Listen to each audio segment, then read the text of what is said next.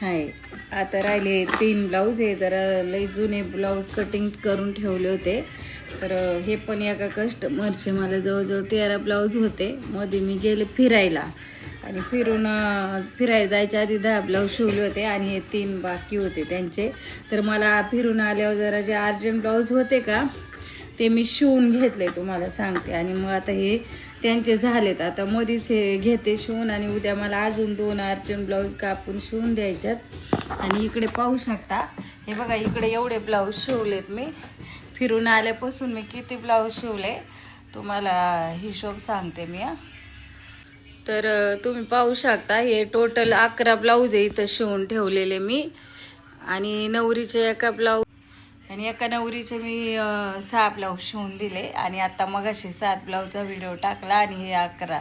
तर बघा किती झाले ब्लाऊज. एवढे ब्लाऊज शिवले मी फिरून आल्यापासून. थँक्यू.